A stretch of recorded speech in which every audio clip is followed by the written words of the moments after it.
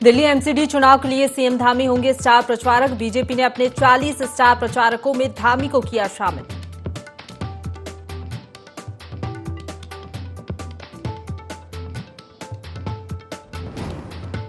मुख्यमंत्री पुष्कर सिंह धामी ने नेपाल सीमा पर जाकर शारदा घाट टनकपुर का किया निरीक्षण। जल भराव को रोकने के लिए बनाए जा रहे सर्वे प्लान का लिया जायजा।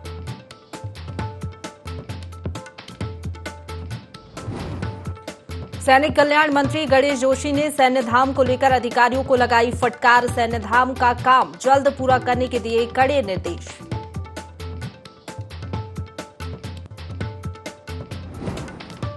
वित्त मंत्री ने की घोषणा, 1 सितंबर से शुरू बिल लाओ इनाम पाओ योजना 31 मार्च 2023 तक रहेगी लागू।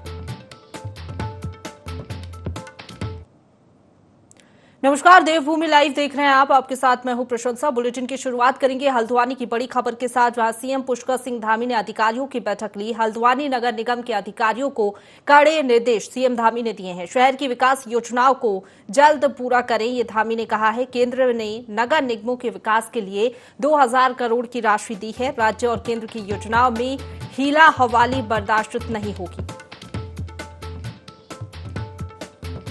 तो हल्द्वानी से बड़ी खबर बता रहे हैं, सीएम पुष्कर सिंह धामी ने अधिकारियों की बैठक ली। हल्द्वानी नगर निगम के अधिकारियों को कड़े निर्देश मुख्यमंत्री धामी ने दिए हैं। शहर की विकास योजनाओं को जल्दी पूरा करें, ये धामी ने कहा है।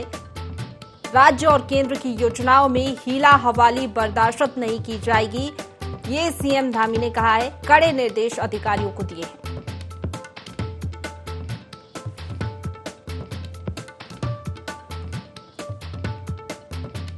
सीएम पुष्कर सिंह धामी ने अधिकारियों की बैठक ली है। हल्द्वानी नगर निगम के अधिकारियों को कड़े निर्देश मुख्यमंत्री धामी ने दिए हैं। साफ तौर पर कहा है कि राज्य और केंद्र की योजनाओं में हीला हवाली बर्दाश्त नहीं की जाएगी। शहर की विकास योजनाओं को जल्द से जल्द पूरा किया जाए।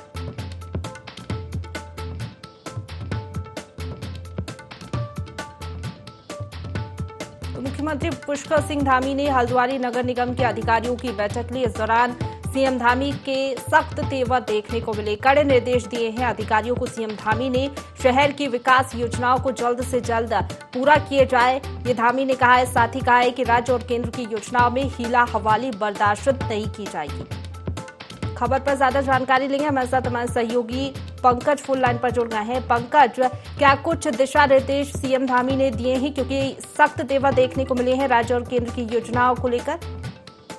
देखिए, बताना चाहूंगा प्रिंसिया, ये जिस प्रकार से आज उत्तराखंड के मुख्यमंत्री हल्द्वानी दौरे पर आए और आज से कुछ माह पूर्व जो है प्रधानमंत्री द्वारा 2000 करोड़ रुपए हल्द्वानी के विकास के लिए गए थे, जिसको लेके आज इन्होंने जितने भी नगर निगम कर्मचारी है और नगर आयुक्त है और नगर मजिस्ट्रेट जिला अधिकारी के साथ समीक्षा बैठक ली है। और उसमें ये खाका तैयार किया गया कि हल्द्वानी की जो काया पलट है किस प्रकार से की जाए। वही मुख्यमंत्री ने प्रेस वार्ता करते बताया कि जिस प्रकार से प्रधानमंत्री जी ने हल्द्वानी के लिए 2000 करोड़ रुपए दिए, इसकी जल्दी इस पे एक मैप तैयार किया जा रहा है। पूरा डेवलप जो हल्द्वानी शहर किया जाएगा, जिसके लिए सभी अधिकारी और कर्मचारी को निर्देशित किया गया है। जी बिल्कुल, और कई बार हमने देखा भी है पंकज कि शहर की जो सड़कें हैं वो भी दुरुस्त नहीं है, उस पर भी कई बार मुख्यमंत्री धामी ने निर्देश दिए हैं। तो इस बार भी क्या सड़कों को लेकर सख्त तेवर दिखे हैं?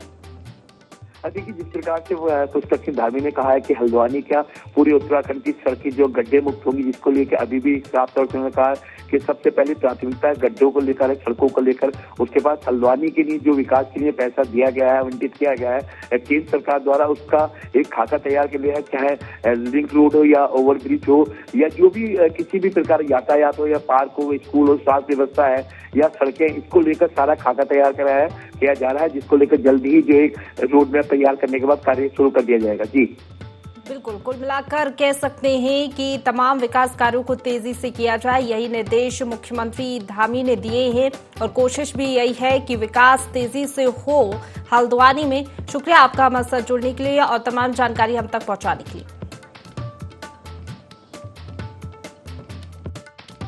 और इस पर जल्दी से जल्दी यहाँ काम हो, इसकी पार्किंग की व्यवस्था अच्छी हो, हमारे बस अड्डे अच्छे हों, सीवर लाइनें अच्छी बने, सड़कें अच्छी बने, स्ट्रीट अच्छी बने और जितने भी शहर का सौंदर्यीकरण है वो अच्छे से अच्छा होना चाहिए। और उसी के निमित्त माननीय प्रधानमंत्री जी ने हमको बहुत बड़ी सौगात यहाँ के लिए दी है। तो हम लोगों ने ये आज समीक्षा करी है कि जल्दी से जल्दी अगले कुछ महीनों में ये काम दिखाया जाए। डीपीआर जो गठन की कार्रवाई चल रही है वो तेज़ी से हो, उसमें किसी प्रकार की लेट लतीफ़ी न हो, और कमिश्नर लगातार इसकी समीक्षा करेंगे अब लगातार परमानेंट कि हम लोग भ्रष्टाचार के बिल्कुल सख्त खिलाफ हैं, उस पर कड़ी कार्रवाई कर रहे हैं। कहीं पर भी कोई मामला आएगा, कौन कितना बड़ा है, किसके किससे संबंध हैं, किस ओहदे पर रहा है, इससे कोई लेना देना नहीं है।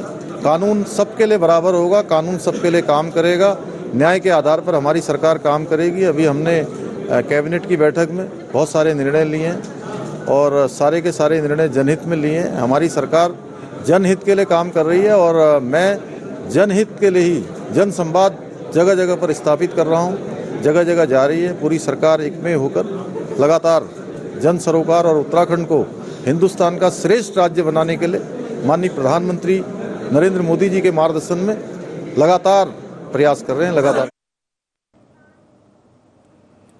खबरों में आगे बढ़ेंगे, जहां मुख्यमंत्री पुष्कर सिंह धामी चंपावत के टनकपुर में आयोजित योग कॉन्फ्रेंस में शामिल हुए, जिसके बाद सीएम धामी ने टनकपुर से लगी नेपाल सीमा पर जाकर शारदा घाट का निरीक्षण किया। साथ ही जलभराव रोकने के लिए बनाए जा रहे सर्वे प्लान का भी जायजा लिया। इसके बाद मुख्यमंत्री धामी टनकपुर के मुख्यमंत्री कैंप कार्यालय परिसर में आयोजित जनता दरबार पहुंचे, जहां मुख्यमंत्री ने स्थानीय लोगों की जन समस्याओं को सुना और निराकरण के निर्देश दिए।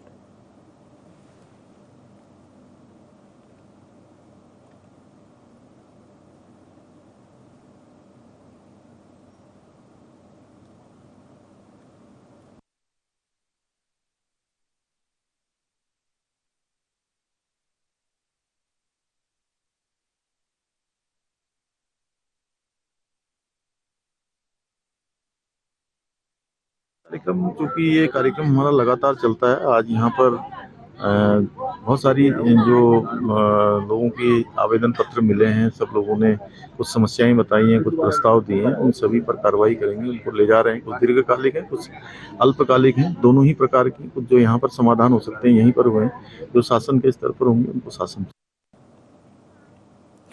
आगे बढ़ेंगे, जनपद हरिद्वार में गन्ना पेरोई सत्र शुरू हो चुका है। उत्तराखंड सरकार ने अभी तक गन्ने का मूल्य घोषित नहीं किया है, जिससे किसानों में भारी आक्रोश है।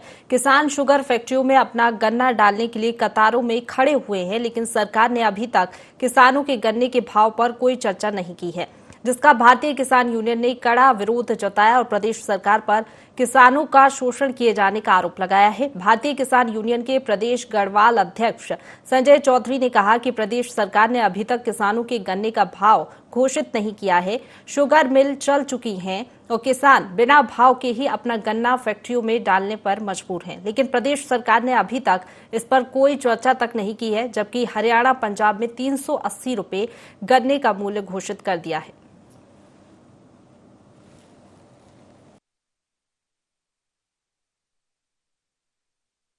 तो ज्यादा होना चाहिए भैया, छोटा राज्य है, और अगर जो ऐसा नहीं होता तो हम अपना गन्ना नहीं देने का मिल लोगों चरखियों में घेर लेंगे अपना, और क्या करेंगे। वो तो सरकार देखेगी इस बात को। जब हरियाणा सरकार ने कर दिया तो इन्हें भी करना चाहिए, और ये तो छोटा राज्य है, हरियाणा सरकार तो कुछ ज्यादा ही होना चाहिए, जब भी गन्ना मिल में डाल लेंगे। के भाव में सरकारों का ध्यान नहीं है। सरकार तो किसानों को मिटाने पर लग रही है। भाई वह गोदाम थे डानी के बड़े बड़े, तो किसान की कोई सुविधा नहीं दे रहे। हरियाणा में पंजाब में जो 380 रुपए करने का रेट हो गया, तो ये कानून हमें समझ में नहीं आ रहा कैसी सरकार है, क्या कर रहे। आगे बढ़ेंगे, आग लगने की घटनाएं तो आपने कई बार देखी होंगी। क्या आपने मकान में रहस्यमयी आग देखी है जो बुझती ही नहीं है? ताजा मामला हल्द्वानी का है। मल्ला गोरखपुर में रहने वाले कमल पांडे LIC में काम करते हैं। वे अपने परिवार के साथ रहते हैं, लेकिन कुछ महीनों से उनके मकान में अचानक आग लग जाती है और बुझ भी जाती है। इससे पूरा परिवार खौफजदा है। उन्होंने बिजली विभाग के कर्मचारियों से जांच भी कराई और मेन कनेक्शन भी कटवा दिया, फिर भी आग लगना जारी है। इससे तंग होकर वे पड़ोस में किराए का मकान लेकर रहने लगे।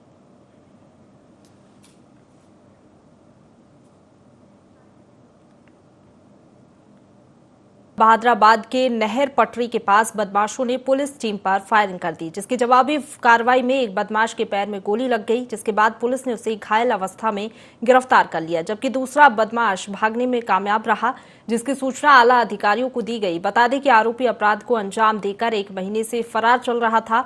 बदमाश पर पुलिस के सिपाही की गुलेल से आंख फोड़ने का आरोप है।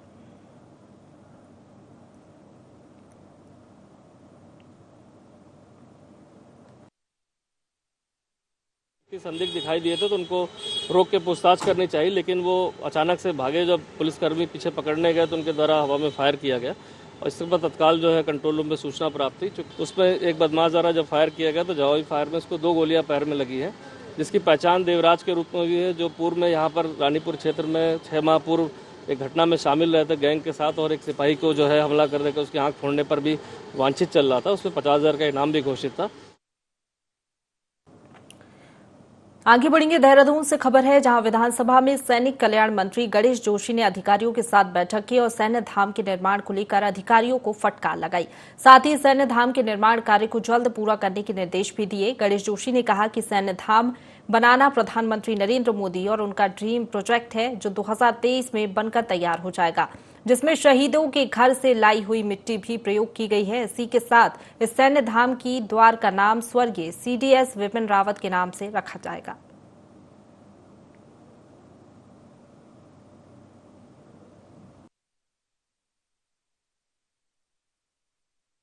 जो नए डायरेक्टर हैं इनको निश्चित किया है कि आप हर महीने में 15 दिन में इसकी रिव्यू मीटिंग करें, क्योंकि हमारा संकल्प है कि 2023 में किसी भी सूरत में 2023 एंड तक इसको हम पूरा करेंगे, क्योंकि देश के प्रधानमंत्री नरेंद्र मोदी जी की परिकल्पना और मेरा ये ड्रीम प्रोजेक्ट है। और जिस सोच के साथ हम इसको बना रहे हैं, मैं दावे के साथ कह सकता हूं कि जब टूरिस्ट यहाँ पर आएगा तो जिस प्रकार लोग बद्री, केदार, गंगोत्री, यमुनोत्री को देखने जाते हैं, इस सैन्य धाम को देखने अवश्य आएंगे। अगली खबर की ओर बढ़ेंगे, जहां कालाढूंगी में कांग्रेस ने भारत जोड़ो यात्रा निकाली। यात्रा की शुरुआत कालाढूंगी तहसील से हुई। प्रदेश महासचिव शर्मा ने बताया कि कांग्रेस के पूर्व राष्ट्रीय अध्यक्ष राहुल गांधी कन्याकुमारी से लेकर कश्मीर तक भारत जोड़ो यात्रा निकाल रहे हैं। ये यात्रा निश्चित ही भारत में सभी धर्म के लोगों को एक साथ जोड़ते हुए परिवर्तन लाएगी। शर्मा ने कहा कि भाजपा ने प्रदेश और देश में सत्ता में बने रहने के लिए जिस तरह से सांप्रदायिकता जैसे माहौल बनाकर रख दिया है, ये देश के भविष्य के लिए ठीक नहीं है।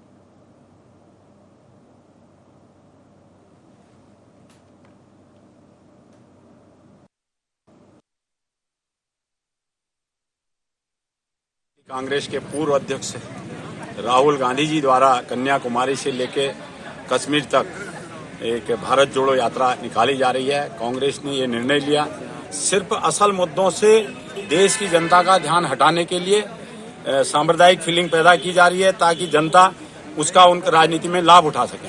तो कांग्रेस पार्टी ने एक निर्णय लिया कि हल्द्वानी में कार्यक्रम था, आज कालाढूंगी में हम ये यात्रा निकाल रहे हैं। आप देख रहे हैं कि सैकड़ों की तादाद में यहाँ लोग इकट्ठा हो चुके हैं और लोगों में एक उत्साह है, भारतीय जनता पार्टी के प्रति एक रोष है, आक्रोश है कि वो समाज में एक नफरत पैदा करने, सत्ता में बने रहने के लिए सिर्फ, तो उस नफरत को खत्म करने के लिए हमने भारत जोड़ो यात्रा का आज आह्वान किया।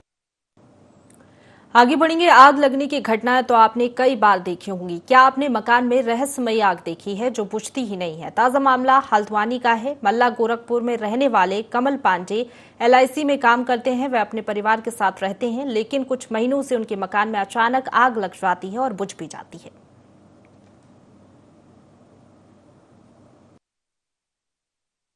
शुरुआत बिजली के बोर्डों से हुई।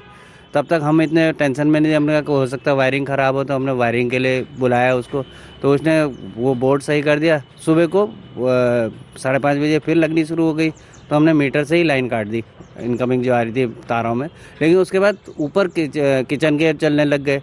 किचन का बुझाने गए तो सबसे ऊपर छत में शेड है, उसमें आग लग गई बोर्ड में, केवल बोर्डों में लगी।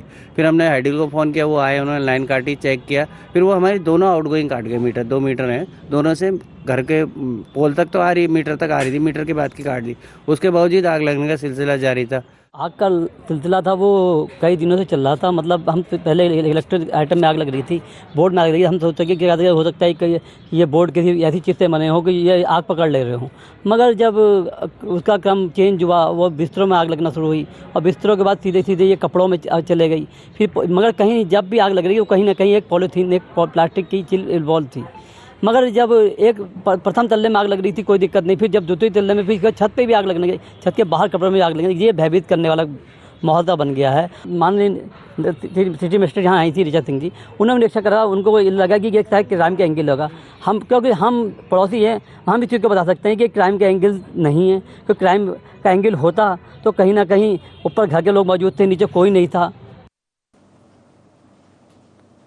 आगे बढ़ेंगे। उत्तराखंड में जीएसटी बढ़ाने के मकसद से शुरू की गई बिल लाओ इनाम पाओ योजना अब 31 मार्च 2023 तक जारी रहेगी। वित्त मंत्री डॉक्टर प्रेमचंद्र अग्रवाल ने बताया कि 1 सितंबर 2022 से 31 मार्च 2023 तक ग्राहक खरीद पर प्राप्त बिलों को अपलोड कर आकर्षक इनाम जीत सकते हैं। योजना में बिलों का न्यूनतम मूल्य 200 रुपये निर्धारित किया गया है।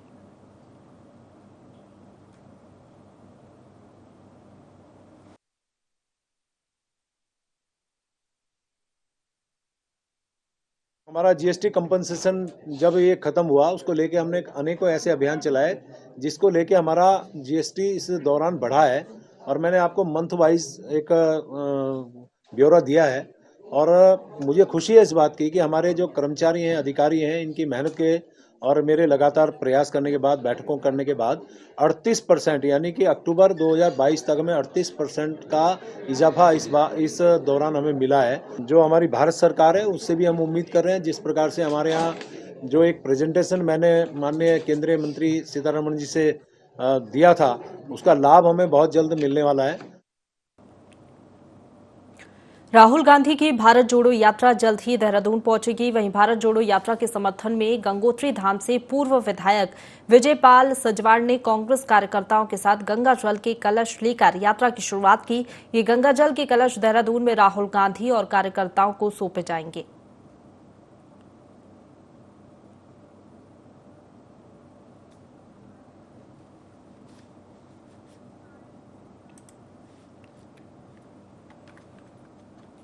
आगे बढ़ेंगे। चाइल्ड हेल्पलाइन चंपावत की ओर से नेपाल सीमा से लगे चमदेवल क्षेत्र में लोगों को बाल विवाह जैसी कुरीतियों को लेकर जागरूक किया जा रहा है। चाइल्ड हेल्पलाइन ने जीजीआईसी की छात्राओं के साथ मिलकर जागरूकता रैली निकाली। लोगों को बाल विवाह के प्रति जागरूक किया गया। चाइल्ड हेल्पलाइन की जिला समन्वयक संतोषी ने लोगों को बताया कि बाल विवाह सामाजिक कुरीतियों के साथ साथ कानूनन अपराध भी है। कम उम्र में बच्चों की शादी करने से उनके स्वास्थ्य, मानसिक विकास और खुशहाल जीवन पर काफी बुरा असर पड़ता है। रोकथाम के लिए 1098 टोल फ्री नंबर पर सूचना दें। वहीं पंचेश्वर कोतवाली के प्रभारी एसएचओ सुमन पंत ने सीमावर्ती क्षेत्र के लोगों को नशे से दूर रहने के प्रति जागरूक किया।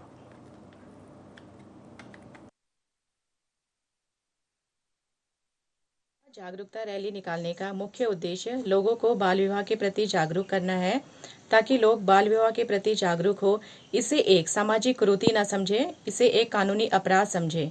कहीं कभी अगर बाल विवाह होता है तो इसके जिम्मेदार लोगों को कड़ी से कड़ी सजा मिलनी चाहिए। बाल विवाह देखने पर 1098 में कॉल करके जरूर सूचित करें, क्योंकि बाल विवाह से बच्चों का स्वास्थ्य, शिक्षा दोनों प्रभावित होती हैं। एक स्वस्थ समाज में बच्चों को अच्छी शिक्षा देकर उन्हें शिक्षा के लिए प्रेरित करें, आगे बढ़ने के लिए प्रेरित करें। आगे बढ़ेंगे। नैनीताल में बने हाईकोर्ट को अब हल्द्वानी में शिफ्ट किया जाएगा। कैबिनेट से इसकी मंजूरी मिल चुकी है। सरकार के इस फैसले की विपक्षी दिग्गज और गढ़वाल मंडल अधिवक्ताओं ने तारीफ की है।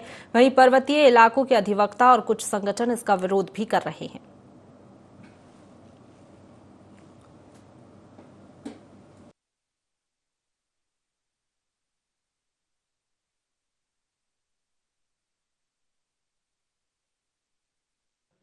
उच्च न्यायालय नैनीताल को नैनीताल से स्थानांतरित करने का जो निर्णय हल्द्वानी में लिया है वो काबिले तारीफ है, अच्छा निर्णय है।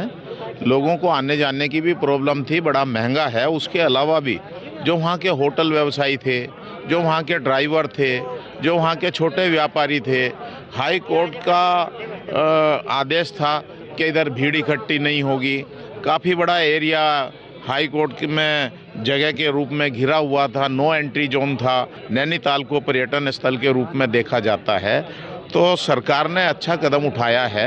हाई कोर्ट को हल्द्वानी स्थानांतरित करने का जो निर्णय लिया है, हम उसका स्वागत करते हैं, क्योंकि उत्तराखंड का जो भौगोलिक क्षेत्र है उसकी दृष्टि को ध्यान में रखते हुए यहाँ काफ़ी दूर पड़ता था यहाँ से नैनीताल, और वादकारी को जाने में बड़ी दिक्कत और परेशानियों का सामना उठाना पड़ता था। लेकिन मैं ये मानता हूँ कि माननीय मुख्यमंत्री जी का जो निर्णय है वो सराहनीय है।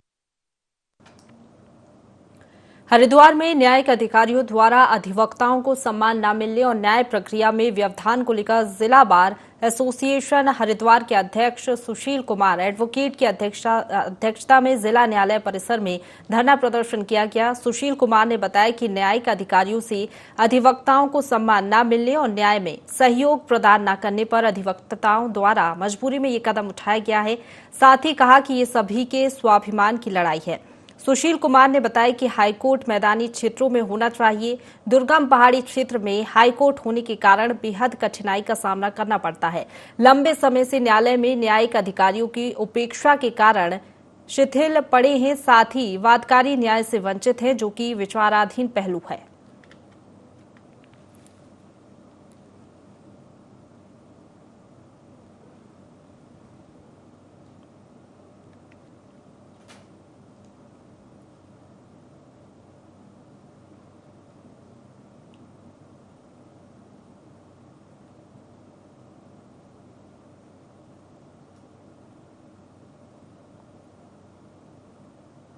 आगे बढ़ेंगे। हरिद्वार की नहर पटरी पर पुलिस और बदमाश की मुठभेड़ से हड़कंप मच गया। मुठभेड़ में बदमाश के पैर में गोली लगी। बता दें कि 50,000 का इनामी बदमाश गिरफ्त में आ गया है। वहीं दूसरा बदमाश मौके से फरार हो गया है, जिसे पकड़ने के लिए सघन चेकिंग अभियान जारी है। डीआईजी ने बदमाश को पकड़ने के लिए 50,000 इनाम देने की भी घोषणा की है।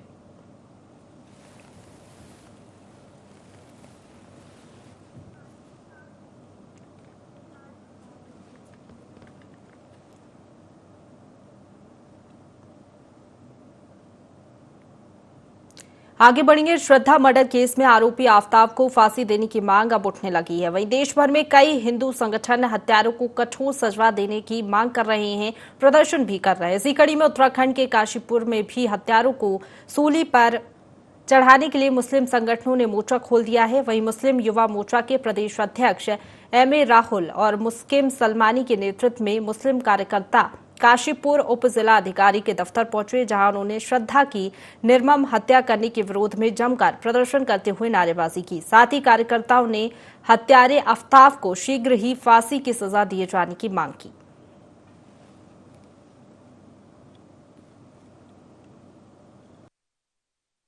मोर्चा के द्वारा महामहिम राष्ट्रपति के नाम एक ज्ञापन काशीपुर उप जिलाधिकारी अभय प्रताप जी को दिया गया है, क्योंकि पूना वाले के द्वारा एक बेटी के साथ जो जितना बड़ा घिनौना काम किया है, उसकी जितनी भी निंदा की जाए वो कम है। तो हमारी मांग है सरकार से, महामहिम राष्ट्रपति से, कि उसको डायरेक्ट फांसी दी जानी चाहिए। और पूरे हिंदुस्तान के अंदर आज बेटियों के साथ जो शोषण किया जा रहा है, आए दिन रेप जैसी घटनाएं को अंजाम दिया जाता है, तो हम चाहते महामहिम राष्ट्रपति जी ऐसा कानून लाए तत्काल, जो फौरन उनको भी, जो भी व्यक्ति अगर ऐसी घटना करेगा उसको फांसी हो, और जिससे कोई काम करने से पहले 10 बार सोचे कि इसका रिजल्ट ये हो सकता है। तो आज उत्तरांचल मुस्लिम यूथ मोर्चा के लोगों ने आकर उप जिलाधिकारी पर आकर अपना धरना प्रदर्शन किया और मांग की है कि ऐसे व्यक्ति को फांसी होनी चाहिए। इसी के साथ बुलेटिन में फिलहाल इतना ही। खबरों का सिलसिला लगातार जारी है, आप बने रहिए हमारे साथ।